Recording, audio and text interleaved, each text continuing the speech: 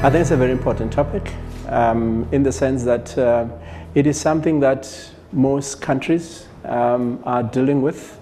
They're actually grappling with this question. It's a very important policy question. And I also think that we have to find answers to it, because in the end, we need to try and create value creation more for local communities and for host countries as well. Just to be able to extract the raw materials or the ore from the ground, it's proving not to be enough. So there is more pressure, from governments and also from communities and from civil society to try and promote local content. It does appear to me that focusing on regulation is just one step of the way. The experiences that we have gleaned just listening to the number of case studies during the last day and a half that I've been here seem to indicate mixed success. There are areas where it does appear that progress has been made, but I don't get a sense that we've really completed a good position where we can say we have a formula that works.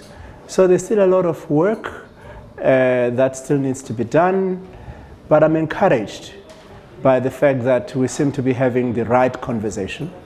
So I'm hopeful that perhaps there will be even more sessions like this to try and pick forward or take forward some of the issues that came out of this particular workshop.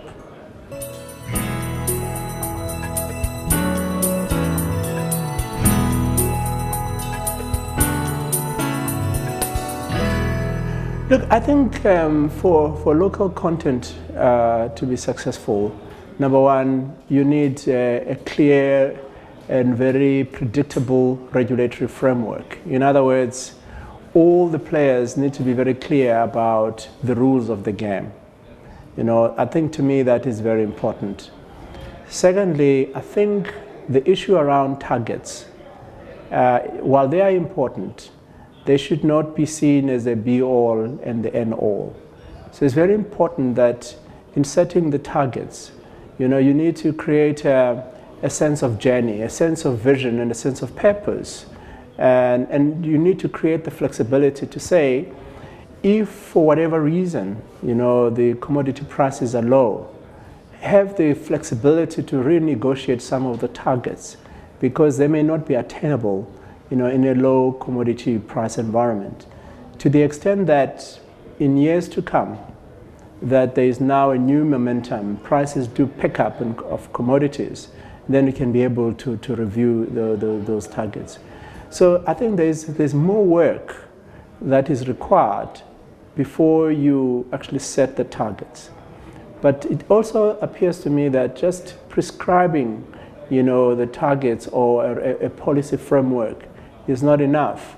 There is also a need to have a conversation with the private sector to work out what is realistically attainable. And these must be ongoing discussions.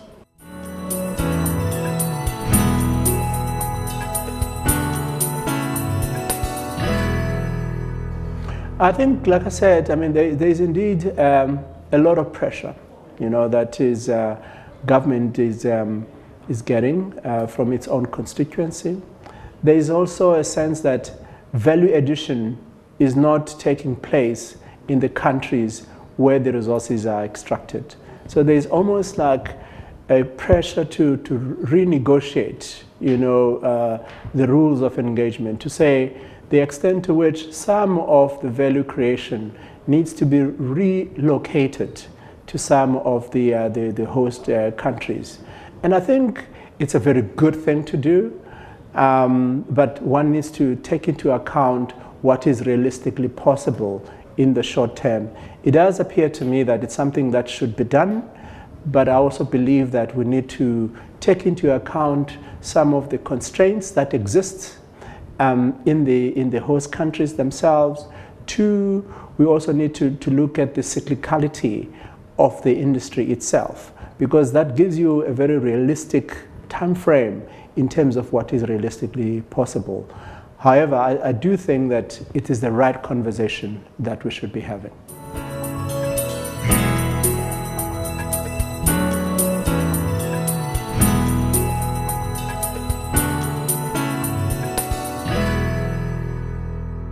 I think that you need a bit of a stick, which is in this instance, a regulatory policy framework, but you also need a bit of a carrot.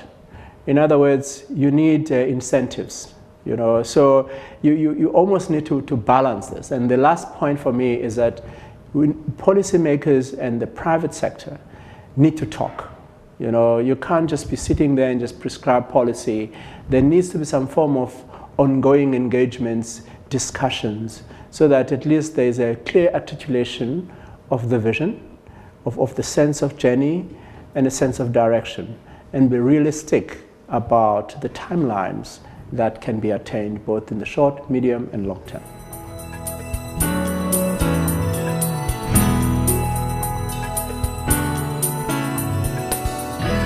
Look, it's been a mixed experience. We've done it because it made business sense for us. For example, some of the raw materials we import precisely because we don't have that local capability.